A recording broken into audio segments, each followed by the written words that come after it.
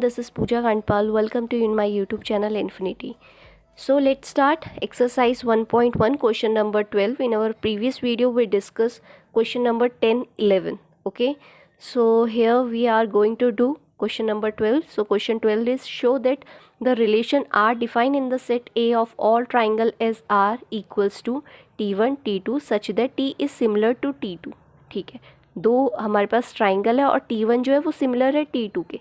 Similar मतलब जो sides का जो रेशियो होगा वो प्रोपोर्शन में होगा, सेम प्रोपोर्शन में. ठीक है, इज़ द इक्विवेलेंस रिलेशन. तो सबसे पहले हमें इसे इक्विवेलेंस रिलेशन प्रूफ करना है या शो करना है.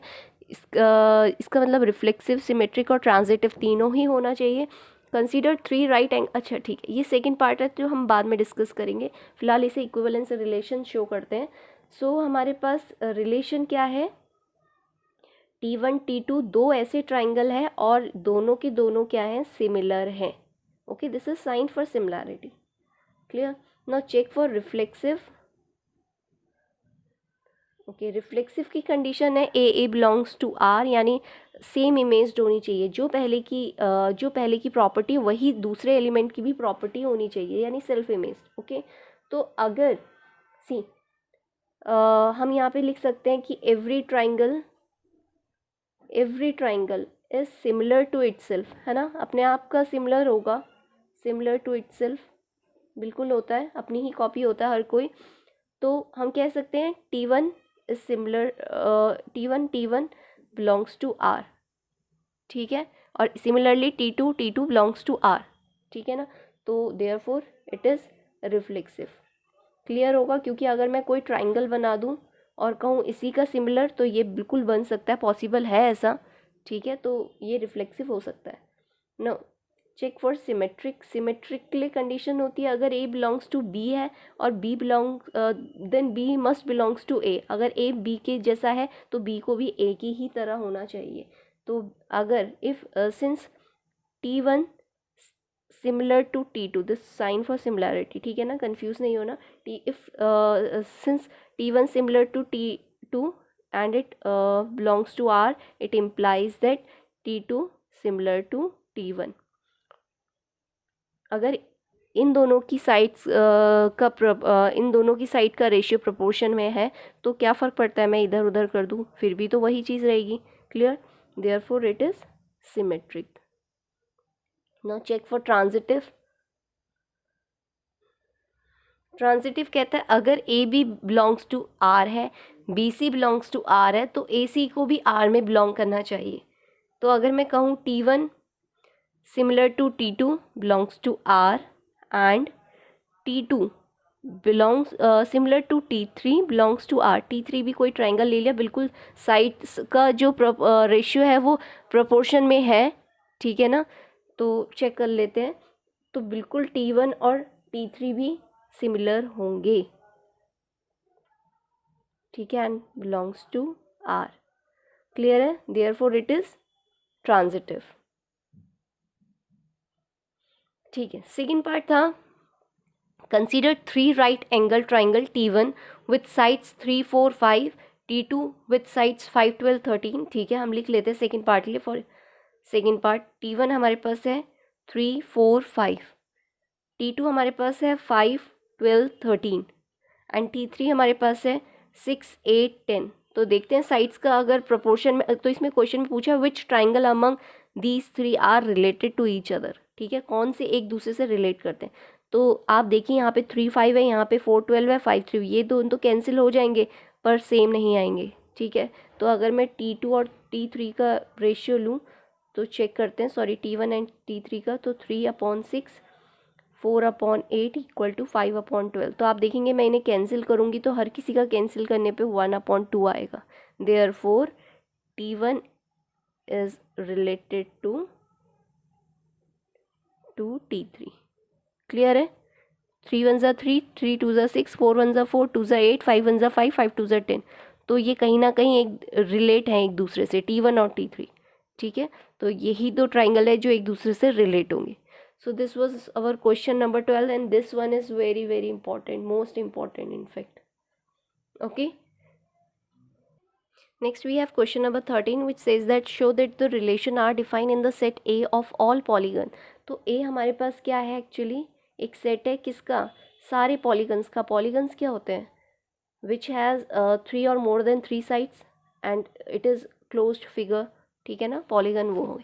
एज रिलेशन दे रखा है P1 P2, ऐसे पॉलीगन का P1 and P2 have same number of sides, same sides होगी, इज़ एन इक्विवेलेंस रिलेशन. इस रिलेशन को हमें इक्विवेलेंस रिलेशन बनाना है.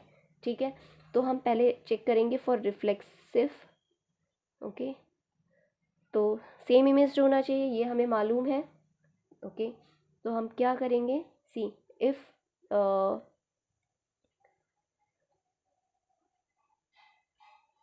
ओके इफ़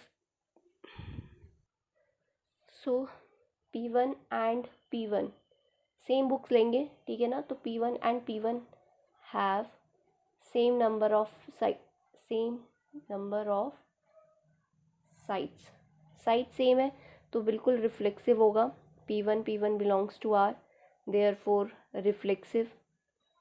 क्लियर है, रिफ्लेक्सिव है अगर दोनों ही सेम नंबर ऑफ साइड है, दो पॉलीगन है जिनकी सेम नंबर ऑफ साइड है. हर कोई अपने आप में अपना रिफ्लेक्सिव होता है. ठीक है, तो अगर ये P1 है और यहाँ पे भी मैंने P1 लिया तो ये तो ऑब्वियस सी बात है कि उनकी सेम नंबर ऑफ साइड्स होगी, इसीलिए ये रिफ्लेक्सिव है. ठीक है, now check for symmetric. If P1 and P2 have same number of sides. ठीक है, दोनों की सेम साइड्स है, हालांकि दोनों अलग अलग पॉलीगन है, that it implies that sorry इसका मतलब है okay P1 P2 belongs to R. It implies that this one. ठीक है, it implies that P2 and P1 also have same number of side. Clear है, तो हम कह सकते हैं P2 and P1 also belongs to R, therefore symmetric है. Clear है, now check for transitive. Transitive के लिए देखते हैं, अगर P1 P2 पे सेम नंबर ऑफ साइड्स हैं और P2 और P3 की भी सेम नंबर ऑफ साइड्स हैं, तो P1 और P2 के लिए भी तो सेम नंबर ऑफ साइड्स होंगे, सॉरी P3 के लिए, है ना. ये बहुत क्लियर नॉर्मल सी बात है. अगर P1 P2 की सेम नंबर ऑफ साइड्स है पॉलीगन के, P2 P3 दो ऐसे पॉलीगन है जिनकी सेम नंबर ऑफ साइड है, तो P1 और P3 की भी होंगे. Okay, so therefore it is transitive. Transitive जब तीनों है, therefore it is an equivalence relation. It is an equivalence relation. Clear है. ओके, नाउ सेकेंड पार्ट है, what is the set of all elements in A related to right angle triangle T with sides 3 4 5. ठीक है, अच्छा हमसे पूछा है कि कैसे सेट ऑफ ऑल, कौन से सेट में कौन से एलिमेंट आएंगे यहाँ पे जो किससे रिलेटेड हो, इस A से. और A क्या था, पॉलीगन. तो यहाँ पे ऐसे कौन से पॉलीगन आएंगे अगर A कैसे रिलेट होगा ट्राइंगल T विद साइड्स. कोई ट्राइंगल है T, ठीक है, जिसकी साइड्स हमें फिल करना है. T हमारे पास कोई राइट एंगल ट्राइंगल है जिसकी साइड्स 3 4 और 5 है. ठीक है, अगर इफ़ P1 हमारे पास सपोज़ यहाँ पे P1 P2 है ना, P1 हमारा T है, तो मैं कह सकती हूँ T और P2 का रिलेशन, क्योंकि P1 की जगह पे मैंने T पुट कर दिया और ये P2 हो गया, R इन रिलेशन. ठीक है, R इन रिलेशन R. ठीक है, तो सेम साइड्स होंगी, therefore same number of sides, है ना, सेम नंबर ऑफ साइड्स, क्योंकि जो P2 के साथ रिलेशन में उसकी सेम नंबर ऑफ साइड्स हैं. सेम नंबर ऑफ साइड्स हैं, इसका मतलब है P2 की भी क्या साइड्स होंगी, 3 4 5.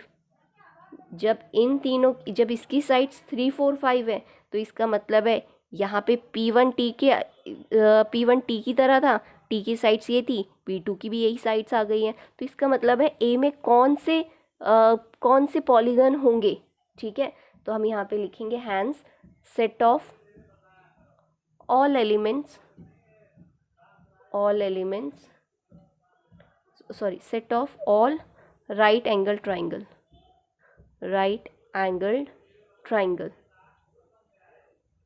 क्लियर है, तो ये सेट होगा राइट एंगल ट्राइंगल का, क्योंकि हमारा P1 की भी साइड्स आ गई, अगर वो T के इक्वल है ये साइड्स आ गई, और P2 की भी आ गई, और यही दो हमारे रिलेशन में थे, R में थे, यानी A के सेट के थे, तो इसका मतलब है सारे सेट बनेगा राइट एंगल ट्राइंगल का। Okay, next we have question number 14.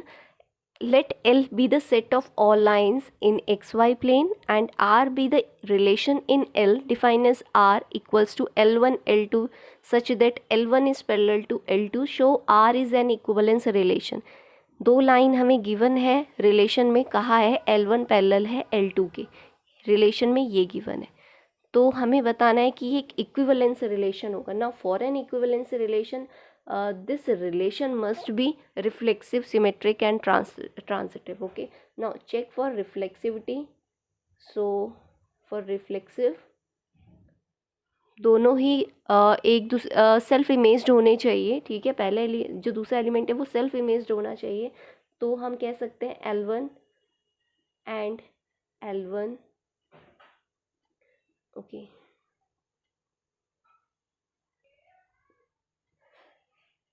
are same line and L1 is parallel to itself,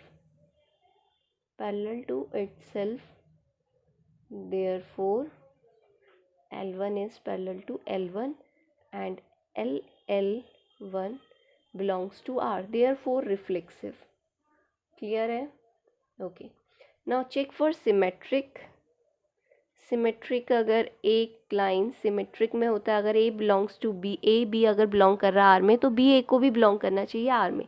तो if L1 parallel to L2 जो बिलोंग कर रहा है R में, इट इम्प्लाइज दैट L2 भी तो पैरेलल होगा L1 के लिए। ये तो बहुत कॉमन सा है, अगर दो लाइन है, ये L1 है और ये L2 है, दोनों ही पैरेलल है, तो L2 भी तो L1 के पैरेलल होगा, ठीक है। तो ये बहुत नॉर्मल सी बात है, therefore symmetric, this one is symmetric. Next, check for transitive, transitive है या नहीं है। सी, अगर ये लाइन इसके पैरेलल है, ये लाइन इसके पैरेलल है, तीनों ही LMN है, ये लाइन इसके पैरेलल है, ये इसके पैरेलल है, तो ये भी इसके पैरेलल होगा, ठीक है। तो अगर हम इससे रिलेशन के हिसाब से बात करें तो L1 parallel to L2 and L2 parallel to L3, ठीक है। तीसरी एक और लाइन ले ली, it implies that L1 is parallel to L3 which belongs to R, therefore transitive। अगर ये ट्रांजिटिव है, रिफ्लेक्सिव है, सिमेट्रिक है, therefore an equivalence relation। Clear है? Okay, now second part is find set of all lines related to line y equals to 2x plus 4। तो आप देखेंगे straight line की क्वेश्चन आपको गिवन है, y equals to 2x plus 4, आपने 11th class में पढ़ा होगा स्लोप के बारे में, ठीक है। कोई भी पैरेलल लाइंस होती है, उनका जो स्लोप होता है वो सेम होता है, पैरेलल लाइंस का स्लोप भी सेम होता है, ठीक है। तो अगर इसका स्लोप क्या है, m इक्वल्स टू 2, जो x का कोफिशिएंट होता है इस फॉर्म में, ठीक है, तो वो है, तो हम यहाँ पे लिखेंगे slope of all parallel lines are same, तो जो हमारा सेट बनेगा वो किस चीज़ का बनेगा, ठीक है। तो हम लिखेंगे set of all related to y equals to 2x plus 4 is, किस फॉर्म में होगा, y इक्वल्स टू 2x तो होगा ही क्योंकि स्लोप सेम है, ठीक है, बट ये रियल नंबर चेंज हो सकता है, ये कुछ भी हो सकता है, ठीक है। ये सेम है बट ये नहीं, ठीक है। तो इस फॉर्म में जितने भी आपको इक्वेशंस गिवन होगी इस फॉर्म में, ठीक है, वही सेट बनेगी इसके लिए। क्लियर है? Okay, so this was our question number 14, 15 और 16 आपके होमवर्क के लिए आप खुद से करेंगे, MCQ टाइप क्वेश्चन है, ठीक है। So I hope this is clear to you. Thank you for watching. Strange time in my life. I took a drive.